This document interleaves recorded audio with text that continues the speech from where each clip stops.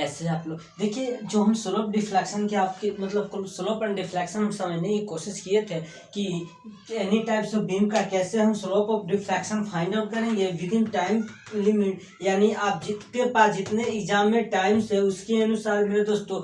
तो हमने जाने थे एरिया मूवमेंट मेथड से। ऐसे तो बहुत सारे मेथड होते हैं slope and deflection find out करने के, लेकिन हम आपको बताए थे कि कुछ मेथड ऐसे हैं जिन मेथड से अगर आप करते हैं मेरे दोस्तों तो आपको टाइम के साथ साथ एग्जाम में टाइम के अनुसार आपके एग्जाम में क्वेश्चंस का सॉल्यूशन करने को बनेंगे।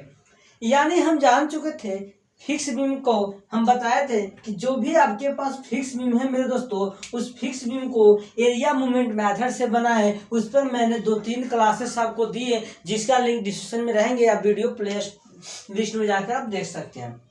और उसके बाद बताए थे देखिए हम कोई भी मेथड कोई भी टाइप्स के बीम में अप्लाई कर सकते हैं, बट मेरे दोस्तों आपके पास जो टाइम है टाइम के अनुसार काम करने पड़ते हैं। यानी जो भी टाइम का डिमांड है टाइम के डिमांड के अनुसार अगर आप चलेंगे, देखिए जिंदगी में को अगर सफल करना है, जिंदगी में अगर सफलता पाने में दोस्तों तो आपको टाइम के साथ चलना पड़ेगा। यानी टाइम आपके पास 36 सेकेंड है मात्र, और आप क्वेश्चंस को 1 मिनट में सॉल्व करते हैं। आपका टाइम बहुत पीछे चल रहा है, आप अपने लाइफ लाइन से बहुत पीछे हो।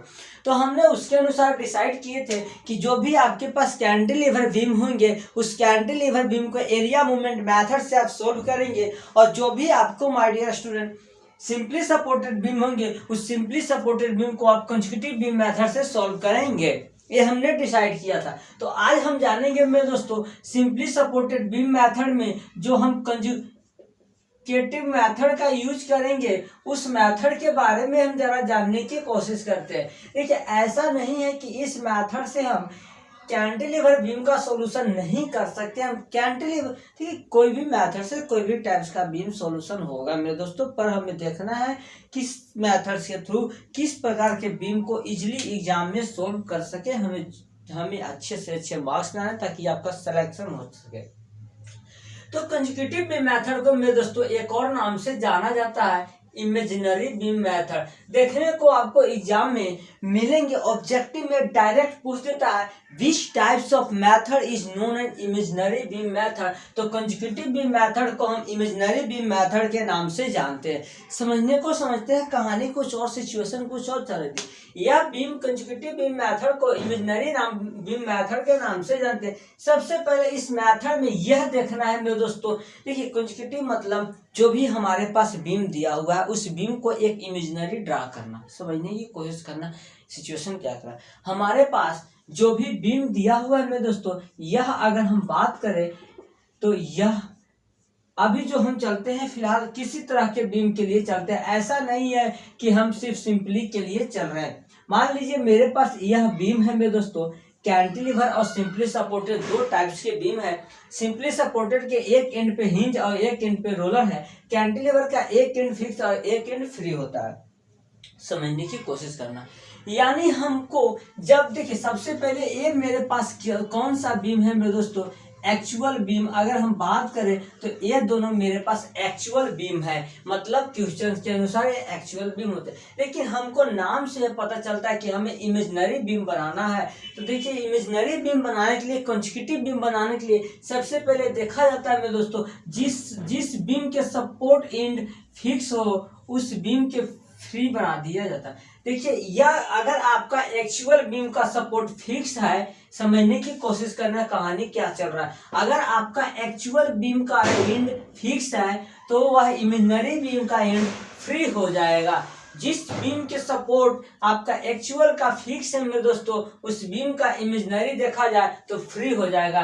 उसी तरह मेरे दोस्तों जिस बीम का एंड फ्री है अगर हम बात करें मेरे दोस्तों तो वह फ्री फिक्स हो जाएगा। यानी अगर आपका एक्चुअल बीम का फिक्स सपोर्ट फ्री है तो वह फिक्स हो जाएगा और फिक्स है तो वह फ्री हो जाएगा। कहानी समझने की कोशिश करना कि क्या कहने की कोशिश कर रहा है। यानी अगर आपको मेरे दोस्तों समझने की कोशिश करना, अगर आपका हिंज है या रोलर है, समझने की कोशिश करना, अगर आपका हिंज या रोलर है तो यह जस के तस में रहता है, यह चेंज नहीं होता। इसी कारण है मेरे दोस्तों कि आपको प्रीफर किया जाता है एग्जाम में एक सिंपली सपोर्टेड बीम को इमेजिनरी यानी कंसेक्यूटिव बीम मेथड से सोल्व कीजिए, ताकि आपको सपोर्ट एंड से मतलब नहीं है, इसमें नो चेंज होता है, लेकिन इसमें आपको चेंज करने में कंफ्यूजन हो जाएगा। हम एग्जांपल के थ्रू समझते हैं। आपसे एग्जाम में ऑब्जेक्टिव में डायरेक्ट पूछता है कि अगर एक्चुअल बीम फिक्स है तो इमेजिनरी बीम का एंड क्या होगा, तो फ्री होगा। एकदम इजीली है, इसको आप नोट डाउन कीजिए। फिर से समझ लीजिए एक बार, जिस सपोर्ट अगर एक्चुअल सपोर्ट का फिक्स है, एक्चुअल सपोर्ट आपका फिक्स है, तो जो कंसेक्यूटिव बीम बनाएंगे फ्री बनाएंगे और फ्री को फिक्स करेंगे मेरे दोस्तों, और हिंज और रोलर को नो चेंज करेंगे। इसको सबसे पहले नोट डाउन करने की कोशिश कीजिए, क्योंकि आपसे एग्जाम में डायरेक्ट पूछने का काम करता है।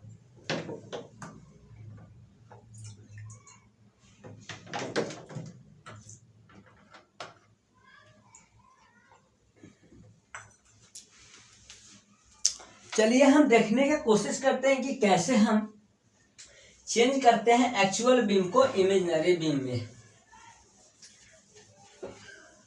समझने की हम कोशिश करते हैं।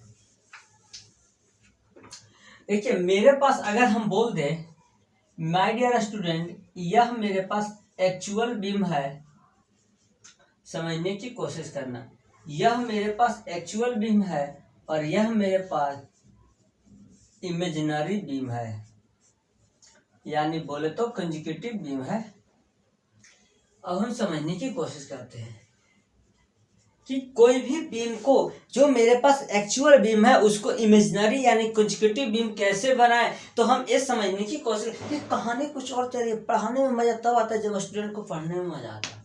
देखिए अगर आपके हम क्या बोले, समझने की कोशिश कीजिए। ये मान लीजिए लाइक दिस, यह एक कैंटिलीवर बीम है जिसका एक एंड फिक्स और एक एंड फ्री है। यह मेरे पास एक्चुअल बीम है। तो इमेजिनरी बीम में हम आपको क्या बताए थे मेरे दोस्तों कि जिस बीम का सपोर्ट एंड फिक्स हो उस बीम का सपोर्ट एंड फ्री हो जाता है, और जिस एंड का सपोर्ट फ्री हो उस एंड का सपोर्ट फिक्स हो जाता है। सो हो चुका। अब उसके बाद क्या बताए थे मेरे दोस्तों, बताए थे कि यह सिंपली सपोर्टेड बीम में रोलर हो या हिंज हो। माय डियर स्टूडेंट, कहीं कहीं आपको रोलर के जगह हिंज ही दे दिया जाएगा, क्योंकि यह हिंज कनेक्टेड होता है, पिन कनेक्टेड होता है। समझने की कोशिश करना, क्योंकि यह पिन से कनेक्टेड होता है इसीलिए इसको हिंज या पिन कहते हैं। तो इसमें मेरे दोस्तों कोई चेंज देखने को नहीं मिलेगा। यही रीजन है कि आपको प्रीफर किया जाता है कि आप कंसेक्यूटिव बीम मेथड से सिंपली सपोर्टेड बीम का सॉल्यूशन करेंगे। समझने की कोशिश करो सिचुएशन क्या कहना चाह रहे हैं। हम सिर्फ और सिर्फ इतना जानते हैं कि जब मेरे पास एक्चुअल बीम है, यानी एक्चुअल बीम का सपोर्ट एंड अगर फिक्स है, तो इमेजिनरी बीम जो बनाएंगे उसका फ्री हो जाएगा और फ्री को फिक्स कर देंगे और सिंपली सपोर्टेड में कुछ नहीं करेंगे जस्ट के जस्ट। अब आपको यहाँ तक जो अभी तक चला है वह आपके लिए ऑब्जेक्टिव और पॉइंट से बहुत ही ज़्यादा इंपॉर्टेंट है, सो आप नोट डाउन कीजिए। अब आगे जो चलेगा, अब आगे का दिमाग में ये बैठा ले, जब भी हमको एग्जाम में देखने को मिले सिंपली सपोर्टेड बीम और देखिए स्लोप एंड डिफ्लेक्शन मिले और बोले सिंपली सपोर्टेड बीम, तो ऐसे हम ज़्यादातर पॉसिबिलिटी रहेंगे याद करने का। डायरेक्ट कुछ ऐसे रिजल्ट होते हैं, स्टैंडर्ड रिजल्ट होते हैं जो एग्जाम में ज़्यादातर मोस्टली आपको देखने को मिलेंगे, वह स्टैंडर्ड क्वेश्चंस का स्टैंडर्ड रिजल्ट हम याद कर लेंगे तो और आसान है। बाय द वे याद नहीं है तो माइंड में ये होना चाहिए कैंटिलीवर बीम को हम एरिया मूवमेंट मेथड सॉल्व करें। सिर्फ हम इतना जानेंगे कि सिर्फ कैंटिलीवर बीम ही एरिया मूवमेंट मेथड को सॉल्व करेगा। उसके बाद हम जानेंगे सिंपली सपोर्टेड बीम को consecutive beam method, imaginary beam method ही सिर्फ सॉल्व करेगा। इसके आगे हम कुछ नहीं जानते, सिर्फ आपको इतना याद रहना चाहिए। बाकी ये सब आपको जानना जरूरी है और एग्जाम में भी जानना जरूरी है कि ऑब्जेक्टिव में पूछता है। यानी आप नोट डाउन कीजिए। अब हम क्वेश्चन समझते हैं, क्वेश्चन से पहले इसको कैसे इमेजिनरी बनाएंगे उसको हम जानने की कोशिश करते हैं। सो नोट डाउन कीजिए आप।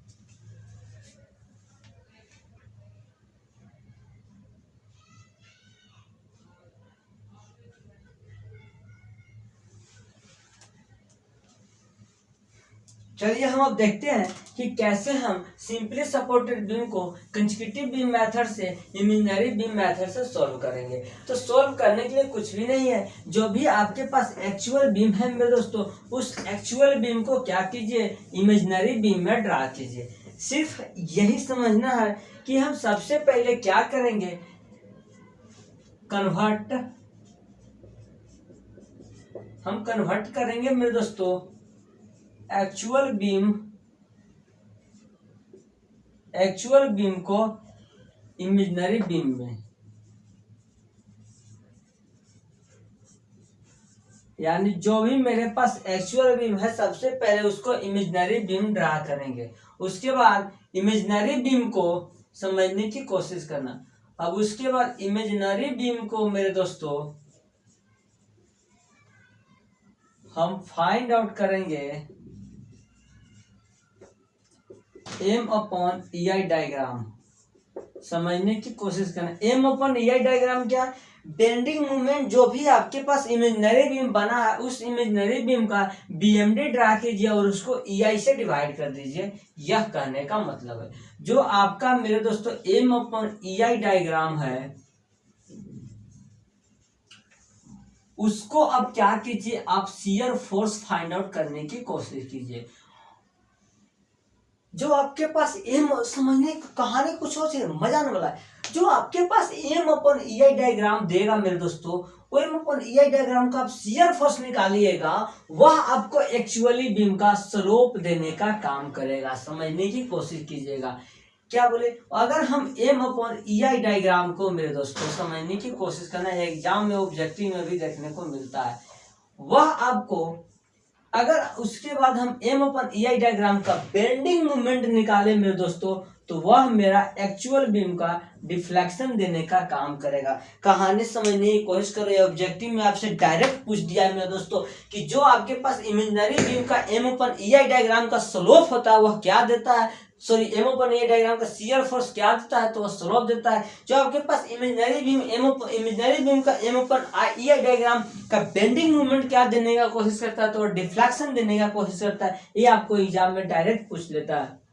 इसमें कुछ भी नहीं है, सिर्फ इतना याद रखना है जो मेरा एक्चुअल बीम है उसको हमको इमेजिनरी बीम बनाना है। तो सिंपली सपोर्टेड बीम में आपका एक्चुअल बीम और इमेजिनरी बीम सेम रहता है, समझने की कोशिश करना क्योंकि नो चेंज होता है। उसके बाद हमने इमेजिनरी बीम में ट्रांसफर कर दिया, उसके बाद उस इमेजिनरी बीम को एम अपन ई आई डायग्राम बनाने की कोशिश करते हैं। एम अपन ई आई डायग्राम मतलब उसका बीएमडी बना के ई आई से डिवाइड कीजिए। जो आप बेंडिंग मूवमेंट बीएमडी बना के बेंडिंग मूवमेंट डायग्राम बना के उसको ई आई से डिवाइड किए हैं, उसका शियर फोर्स आपका एक्चुअल बीम का स्लोप देने का काम करेगा, और एम अपन ई आई डायग्राम जो आप बनाए हैं उसका बेंडिंग मूवमेंट में दोस्तों डिफ्लेक्शन देने का काम करेगा। यह आपसे एग्जाम में ऑब्जेक्टिव में डायरेक्ट देखने को मिलता है कि इमेजिनरी बीम का एम अपन ई आई डायग्राम का स्लोप क्या देने का कोशिश करता है, उसका बीएमडी देने का क्या कोशिश करता है, ये आपको डायरेक्ट देखने को मिलेगा। अब हम आइडिया में एक एग्जाम्पल से समझेंगे, इसको नोट डाउन कीजिएगा कि ये सब अभी तक जितना भी चल रहा था ऑब्जेक्टिव में बहुत ही ज्यादा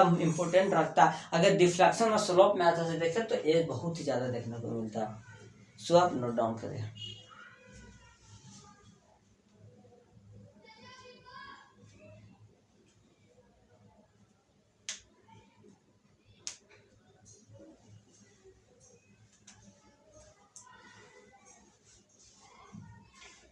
देखिए अब हम चलते हैं एग्जाम्पल्स पे डिस्कस करते हैं।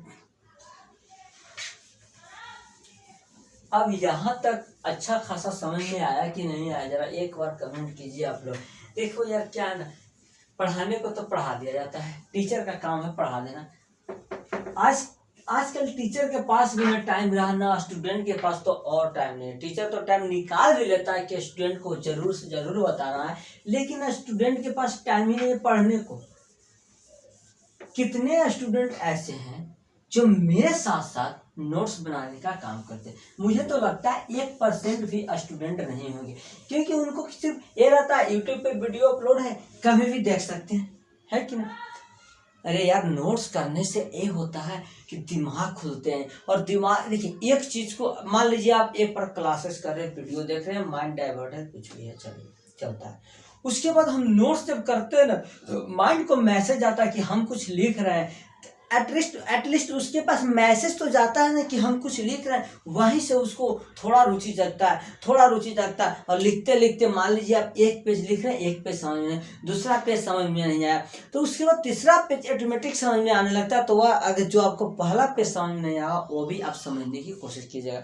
लिखना बहुत जरूरी है मेरे दोस्तों। चलिए हम क्वेश्चन से समझते हैं कैसे हम कंसेक्यूटिव, हम आज जो भी समझे कंसेक्यूटिव बीम मेथड से सिंपली सपोर्टेड बीम का कैसे solo of deflection find out होता है वो हम समझने की कोशिश करते हैं।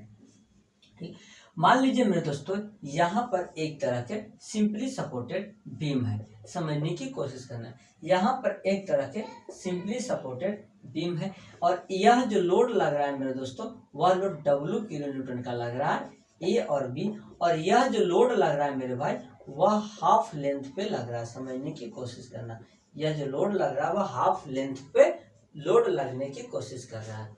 सबसे पहले हम क्या बोले कि जो भी आपके पास एक्चुअल बीम है उस एक्चुअल बीम को कंसेक्यूटिव बीम इमेजिनरी बीम में बना दीजिए। मेरे दोस्तों इस बीम को इमेजिनरी बनाए कंसेक्यूटिव बीम बनाए कोई अंतर नहीं होगा। तो मान लीजिए अब यह मेरा एक्चुअल बीम नहीं रहा, अब यह मेरा इमेजिनरी बीम बन चुका है। इसी कारण है कि इसको प्रीफर किया जाता है कि बेहतर होगा। तो यह मेरे दोस्तों कंसेक्यूटिव बीम मेथड हो चुका है। अब हम जानने की कोशिश करते हैं। देखिए एग्जाम में आपके पास टाइम उतना ही है, आपको काम करना है, फालतू का कीजिएगा कोई फायदा नहीं। अब हम इसको सबसे पहले हम जाने, उसके बाद हम जाने कि BMD ड्रा करना है और इस BMD ड्रा करने के लिए हमको बेंडिंग मोमेंट की रिक्वायरमेंट है। सबसे पहले लोड को मेरे दोस्तों हाफ सेंटर पे है, इक्विलिब्रियम के कंडीशन से लोड को हाफ डिस्ट्रीब्यूट कर दिया जाता है। मतलब दोनों सपोर्ट इस लोड को हाफ रेजिस्ट कर लेंगे। W का अपवर्ड आ रहा था, डाउनवर्ड आ रहा था, तो हाफ W/W2 का हाफ अपवर्ड डायरेक्शन में चले जाएंगे। यह बीम बैलेंस हो चुका है। अब हमको BMD के लिए बेंडिंग मोमेंट निकालना है और हम ये जानते हैं मेरे दोस्तों। सबसे पहले समझने की कोशिश करो, इसका BMD हमको ड्रा करना है। सबसे पहले एक रेफरेंस पॉइंट लेंगे। इतना तो हमको पता है किसी तरह के बीम हो अगर वह पॉइंट लोड है, डोंट मैटर कहाँ पे लग रहा है, मैटर इस बात पर करता है डिपेंड कि एक तरह के बीम है, किसी तरह के बीम है, not matter, but load point load लग रहा है तो SFD 0 डिग्री यानी रेक्टेंगुलर और BMD 1 डिग्री यानी कि ट्रायंगुलर। समझने की कोशिश करना। ये तो हमें फिक्स हो चुका कि इसका जो BMD आएगा वह एक ट्रायंगल आएगा। ये तो हमें पता चल चुका इसका BMD या ट्रायंगल आएगा, 1 डिग्री आएगा। चलो ठीक है, लीनियर आएगा, ठीक है। हमें यह भी पता है कि हिंज सपोर्ट पे बेंडिंग मोमेंट 0 होता है। मान लीजिए यह एक पिन कनेक्टेड सपोर्ट है, इस पे लोड आएगा, यह मूव कर जाएगा और बेंडिंग को रजिस्ट नहीं कर पाएगा। मेरे दोस्तों तो पिन सपोर्ट पे हमेशा याद रखिए बेंडिंग मोमेंट 0 आता है। तो अब बचा कहाँ है, इसी पॉइंट, यानी इसी पॉइंट पे बेंडिंग मोमेंट मैक्सिमम आएगा। समझने की कोशिश करना, इस पॉइंट पे बेंडिंग मोमेंट 0, इस पॉइंट पे बेंडिंग मोमेंट 0। तो बीम पे ऐसे भी बोला जाता है सिंपली सपोर्टेड बीम के सेंटर पे ही मैक्सिमम मूवमेंट रजिस्ट करने की कैपेसिटी होता है। तो अब हम निकालेंगे MC निकालेंगे। हम जानते हैं जिस पॉइंट से मूवमेंट निकलता है उस पॉइंट पे मूवमेंट 0 होता है क्योंकि परपेंडिकुलर डिस्टेंस नहीं मिल पाता। अब मेरे दोस्तों समझने की कोशिश करना, इस पॉइंट से समझने की यह कोशिश करना मेरे दोस्तों। अब समझने की कोशिश करना, देखो इस पॉइंट से इस डायरेक्शन से मूवमेंट निकालिए या इस पॉइंट से इस डायरेक्शन से मूवमेंट निकालिए, बात एक ही है, आपका सेम रिजल्ट देने का काम करेगा। समझने की कोशिश करना। जैसे हम आपको अगर कंफ्यूजन है निकाल के दिखा देते हैं। यह मेरा दोस्तों राइट साइड है, MC राइट साइड निकालते अगर है तो हाफ का लोड W/2 है मेरे दोस्तों और लेंथ L/2 है, यानी आएगा कितना WL/4। समझने की कोशिश करना। मैक्स पॉजिटिव आएगा नेगेटिव, तो लोडिंग के डायरेक्शन मेरे दोस्तों अपवर्ड है, अपवर्ड डायरेक्शन में पॉजिटिव रहेंगे। अगर हम बात करें, अगर हम MC लेफ्ट निकालने का कोशिश करें तो इस पॉइंट से मेरे दोस्तों हाफ का लोड है मेरे भाई और डिस्टेंस कितना L/2 है, तो L/2 आपका WL/4 आ जाएगा। लोडिंग के डायरेक्शन अपवर्ड है तो अपवर्ड में सैगिंग मीन्स पॉजिटिव। समझने की कोशिश करना। यानी हम सेंटर से मूवमेंट इस डायरेक्शन से निकाले या सेंटर से मूवमेंट इस डायरेक्शन में निकाले, हमें देखने को मिलते हैं WL/4 है। तो ये तो पता चल गया WL/4 कहीं इस तरह से लाइज करता होगा, और हमें यह भी पता है कि यह ट्रायंगल BMD देने का कोशिश करेगा। सो मेरे दोस्तों यह तो एक ट्रायंगल बन गया। देखिए बहुत ही आसान होता है, अगर ये आपको पता रहे कि आने वाला फिगर किस तरह से होगा, वो बहुत ही आपको बेनिफिट देने का कोशिश करता है। समझने की कोशिश करना, लोडिंग के डायरेक्शन में दोस्तों अपवर्ड थे, तो हम भी इसको अपवर्ड ही भेजने का कोशिश करेंगे, यानी इस तरह से यह लोड डिस्ट्रीब्यूट होने का काम करेगा। समझने की कोशिश करना, कहानी कुछ और चल रही है। यानी मेरे भाई लोग, हमें देखिए अगर ये पता हो गया कि हमारा आने वाला डायग्राम किस तरह से होगा, तो इजीली हम ड्रा कर चुके हैं कि नहीं। ये आपको ऑब्जेक्टिव में भी डायरेक्ट पूछने का कोशिश करता है। अब हमें ये पता चल चुका, अगला स्टेप में हमने क्या जाना था, जो आपके पास इमेजिनरी बीम का BMD है उसको EI से डिवाइड कर दीजिए। हमने EI से डिवाइड कर चुका, हम M/E। अब ये जो मेरा डायग्राम है मेरे दोस्तों, यह डायग्राम M/EI डायग्राम के नाम से जाना जाता है। मूवमेंट को EI से डिवाइड कर दिया। अब हमको ये, उसके बाद हमने जाना इमेजिनरी बीम का M/EI डायग्राम बनाइए। उसके बाद उसका शियर फोर्स निकालने का कोशिश कीजिए। उसके बाद उसका शियर फोर्स निकालिए, और उसका जो शियर फोर्स होगा वही आपका एक्चुअल बीम का स्लोप होगा कि नहीं, ये हमको बताइए जरा आप लोग। वही आपका एक्चुअल बीम का स्लोप होगा कि नहीं? हाँ सर, वही मेरा एक्चुअल बीम का स्लोप होगा।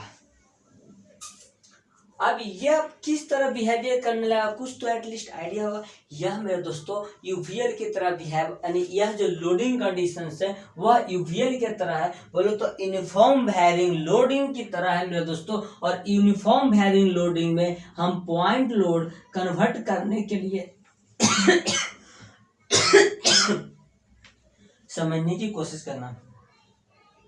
यूवीएल लोड में हम पॉइंट लोड देखिए यूवीएल लोड, अब इस यूवीएल लोड है यानी यूनिफॉर्म वेयरिंग लोड है, तो इस यूवीएल लोड को हमको पॉइंट लोड में कन्वर्ट करना होगा, यानी एरिया निकालना होगा। हाफ गुने बेस, बेस मेरा एल है, समझने की कोशिश करना। बेस मेरा टोटल देखिए यह यूवीएल डिस्ट्रीब्यूट है, टोटल लेंथ हो जाएगा, और यह जो आएगा WL/4E आएगा। यह पॉइंट लोड मेरे दोस्तों WL²/8EI आएगा कि नहीं आएगा। यानी मेरे दोस्तों यह जो यूवीएल था यह पॉइंट लोड में कन्वर्ट हो गया। समझने की कोशिश करना, कहानी कुछ और चले। यह यूवीएल एक पॉइंट लोड में कन्वर्ट हो गया, यानी कन्वर्ट हो गया तो हम क्या करें, हो गया। अब देखो, अब इसका शियर फोर्स निकालना है, यानी इसका शियर फोर्स, अगर यह लोड अपवर्ड जा रहा है मेरे दोस्तों, तो इसका जब भी डिफ्लेक्शन आएगा तो डाउनवर्ड आएगा। समझने की कोशिश करना, यानी अब जो भी रिजल्ट आएगा डाउनवर्ड आएगा, क्योंकि बीम को देखो, बीम पे स्लोप निकालना, डिफ्लेक्शन निकालना एक ही पर्पस होता है, बीम को बैलेंस करना, ताकि बीम मेरा लोड को रजिस्ट कर सके, और कोई मकसद नहीं। लोडिंग अपवर्ड जा रहा था, तो अब हम इसको डाउनवर्ड निकालेंगे। मेरे दोस्तों पॉइंट लोड आपके पास इतना है WL²/8EI, यह मेरा पॉइंट लोड है मेरे दोस्तों। अब मेरे दोस्तों कहने का मतलब है कि पॉइंट लोड मेरा WL²/8EI है, तो यह जो पॉइंट लोड है मेरे दोस्तों यह सेंटर पर ही आएगा। समझने की कोशिश करना, यह सेंटर लोड पर ही आएगा, और हम जानते हैं इक्विलिब्रियम कंडीशंस में जब भी सेंटर लोड पे लोड आए तो हाफ हाफ डिस्ट्रीब्यूट होता है, यानी दोनों सपोर्ट हाफ हाफ लोड को रजिस्ट करेंगे। तो WL/8EI को हाफ हाफ करें तो WL²/16EI हो जाएगा। इधर भी हो जाएगा मेरे दोस्तों, WL²/16EI होगा कि नहीं होगा। अब स्लोप एंड डिफ्लेक्शन में हम डायरेक्शन से मतलब रखते हैं, मैं तो समझने की कोशिश कर रहा हूँ। स्लोप एंड डिफ्लेक्शन में डायरेक्शन को मतलब रखते हैं, यानी यह मेरे दोस्तों बीम इस तरह से बेंड करेगी कि नहीं करेगी, यह बीम इस तरह से बेंड करेगी कि नहीं करेगी। यानी अगर इस सपोर्ट से देखें तो अगर इसका डिफ्लेक्शन रोकना होगा तो क्लॉकवाइज डायरेक्शन से बेंडिंग मूवमेंट को लगाना होगा। समझने की कोशिश करना, तो इसका डायरेक्शन स्लोप का, देखिए स्लोप एंड डिफ्लेक्शन में स्लोप को clockwise, bending clockwise anti clockwise से मतलब है, और डिफ्लेक्शन को हॉगिंग और सैगिंग से मतलब है। तो हमको स्लोप यह है, तो अब इस बीम को अगर बैलेंस करना होगा तो इस डायरेक्शन में, यानी बोले तो एंटी क्लॉकवाइज डायरेक्शन में हमको लगाना होगा सपोर्ट। यह आपका एक्चुअल बीम का मेरे दोस्तों स्लोप आया है। अब हम डिफ्लेक्शन निकालने की कोशिश करते हैं। तो देखिए अब हम डिफ्लेक्शन अगर निकालने की कोशिश करें मेरे दोस्तों, तो डिफ्लेक्शन हम क्या बोले थे कि डिफ्लेक्शन आपका बीएमडी होगा, यानी समझने की कोशिश करना बीएमडी। ये मेरे दोस्तों हम एक चीज जानते हैं, जब भी स्लोप डिफ्लेक्शन मेथड स्टार्ट किए थे हम उस समय जाने थे कि सिंपली सपोर्टेड बोले तो हिंज पे आपका सिर्फ और सिर्फ स्लोप आता है, डिफ्लेक्शन नहीं आता है, ये हम जान चुके थे। तो ये भी हमें पता है इस पे डिफ्लेक्शन 0 होगा, डिफ्लेक्शन जब भी आएगा तो सेंटर पे आने का कोशिश करेगा। तो हम एमसी का इस पॉइंट का बेंडिंग मोमेंट अगर देखें मेरे दोस्तों, तो आता है मेरे कितना WL² अपन में 16EI। समझने की कोशिश करना मेरे दोस्तों क्या कह रहा है, WL² अपन में 16EI। और हम जानते हैं देखिए बेंडिंग मोमेंट अब हमें पॉइंट सी पे निकालना है, तो बेंडिंग मोमेंट इस बीम का मैक्सिमम कहाँ होगा, तो पॉइंट सी पे होगा। तो मेरे दोस्तों समझने की कोशिश करना, इस बीम का सपोर्ट WL/4 है, इसका बेंडिंग मोमेंट क्या होगा ये हम जानने की जरा कोशिश करते हैं। एम मैक्स जानने की कोशिश करते। चलिए लोडिंग आपका कितना है, WL/4 है। लोडिंग आपका कितना है, देखिए आप समझने की कोशिश कीजिए। अब कंफ्यूजन स्टूडेंट का यहीं से होता है ज़्यादातर मोस्टली, कि अब हम बेंडिंग मोमेंट जो इसका निकाल रहे हैं, बेंडिंग मोमेंट इसका यूज करके नहीं मेरे दोस्तों, ये आपको स्लोप दे चुका है। मेरा एक्चुअल लोड आपका WL/4 ही है, मेरा एक्चुअल लोड WL/4 ही है मेरे दोस्तों। और याद रखिएगा सिंपली सपोर्टेड बीम का कुछ टर्म्स याद रखने पड़ते हैं जिससे आपको एग्जाम में इजली हो। सिंपली सपोर्टेड बीम का मैक्सिमम जो बेंडिंग मोमेंट है मेरे दोस्तों वह लाइज करता है L²/12 पर, L²/12 पे। यानी आपका बोले तो मोमेंट मैक्सिमम आ चुका है मेरे दोस्तों, मैक्सिमम मोमेंट आ चुका है WL/48EI। यह आपका जो मेरे दोस्तों है वह आपका Y मैक्स है, यानी डिफ्लेक्शन मैक्सिमम है WL/48EI। समझने की कोशिश करना, यानी हम क्या बोले थे, इक्वल बीम को इमेजिनरी बीम में ड्रा करो, उसका BMD को EI से डिवाइड करो, यानी M/EI डायग्राम बनाओ। उसके बाद M/EI डायग्राम को शियर फोर्स निकालो, वह आपका स्लोप देगा। और उसी M/EI डायग्राम को क्या निकालो, मोमेंट निकालो, वह आपका BM निकालो, वह आपका डिफ्लेक्शन देने का काम करेगा मेरे दोस्तों। और इस बीम का डिफ्लेक्शन कहाँ आएगा, लोडिंग मेरे दोस्तों अपवर्ड जा रहा है, तो बीम को बैलेंस करने के लिए डायरेक्शन डाउनवर्ड की ओर होगा। सो देखिए आप ऐसा सोच रहे होंगे कि इतना ही हैवी है, एग्जाम में कैसे चलो। आप देखिए एक्सरसाइज कीजिएगा तो ज़्यादा से ज़्यादा मोस्टली एक्सरसाइज आप कीजिएगा तो इजीली सॉल्व हो जाता है, और कुछ का स्टैंडर्ड याद रखना पड़ता है। बहुत ही आसान है यार, इमेजिनरी बना दो। इतना हम जब आपको स्टार्टिंग मतलब इतना जब हम अभी बता रहे थे आपको, तो आपको हैवी लग रहा था, ऐसा है मतलब बहुत ही ईजी यार, बहुत ही मज़ा आने वाला है। हम एक और एग्जाम्पल्स को डिस्कस करेंगे, फिलहाल आप इसको नोट कीजिए।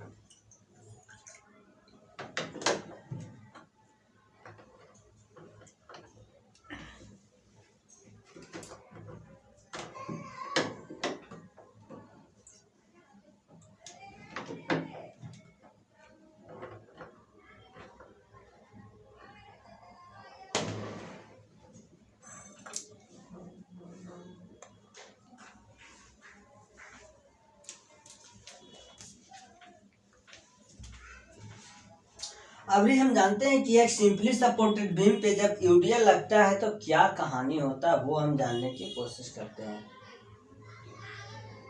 चलिए अब हम जानते हैं एक सिंपली सपोर्टेड बीम पे यूडीएल लग रहा है तो इसका क्या कहानी चल रहा है वो हम जानने की कोशिश करते हैं।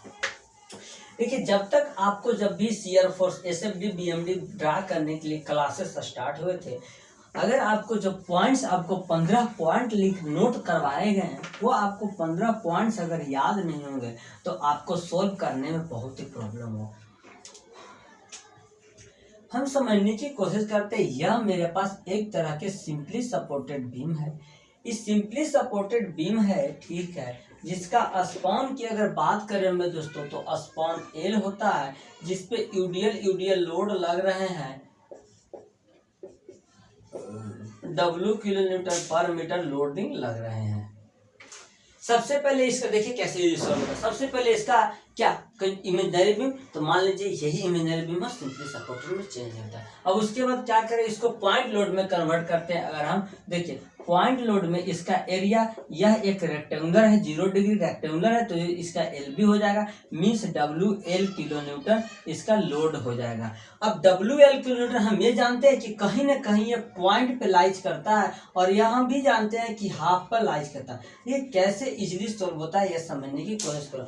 या आपको सबसे पहले यूडीएल था उसको पॉइंट में कन्वर्ट करें, और ये हम जानते हैं इस पॉइंट लोड को सेंटर पे लगाया जाता है। और अगर आप चाहते हैं मेरे दोस्तों समझने की कोशिश करना तो ठीक है, उसके बाद हाफ ऑफ डिस्ट्रीब्यूट। लेकिन एक और हम स्टैंडर्ड डेटा हमको याद है मेरे दोस्तों, क्या कि जब भी बीम पे समझने की कोशिश करना, एक बीम है सिंपली सपोर्टेड बीम पे यूडीएल लगता है तो उसका मैक्सिमम बेंडिंग मोमेंट कितना होता है, तो उसका मैक्सिमम बेंडिंग मोमेंट, ठीक है, समझने की कोशिश कैसे क्यों एग्जामिनर फंसाना चाहता है वो आप उसमें फंसते जा रहे हैं।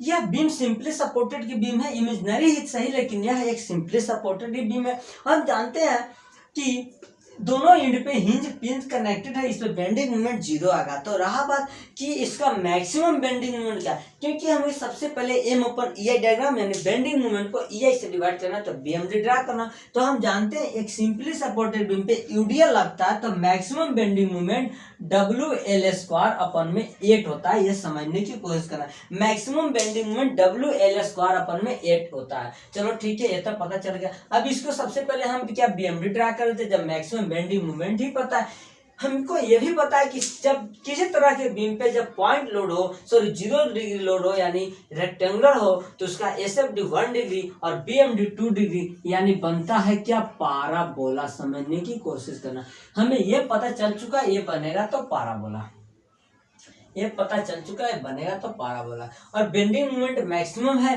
कहीं सी पॉइंट पे सपोज लाइज कर रहा है, तो इस तरह से ये मेरा पाराबोला बन गया। कुछ अच्छे से बना देता हूँ यार ताकि अच्छा से डायग्राम हो चुका है। चलो, यानी ये मेरा दोस्तों यह पाराबोला बन गया। और यह जो पाराबोला है मेरे दोस्तों, यह पाराबोला यहाँ पर मान लीजिए सपोज मैक्सिमम है तो डब्ल्यू एल स्क्वायर अपन में 8 बन गया, और उस बीएमडी को ईआई से भी डिवाइड करना। अब ये मेरा जो काम था वो मेरा हो चुका। लोडिंग के डायरेक्शन मेरे दोस्तों डाउनवर्ड है, बीम को बैलेंस करना है, हमें एक अपवर्ड में लोडिंग को देना होगा। समझने की कोशिश करना है, यह कहानी कुछ और कहना चाह रहा है। देखिए एग्जामिनर को प्रॉब्लम न पूछने में कोई दिक्कत नहीं है, वो इतना इजीली पूछता है, वो इतना आसान पूछता है कि स्टूडेंट उस एग्जामिनर के फेर में पड़ जाते हैं और फंस जाते हैं। यानी BMD movement W L square upon में 8 EI हो चुका है मेरे दोस्तों, हो चुका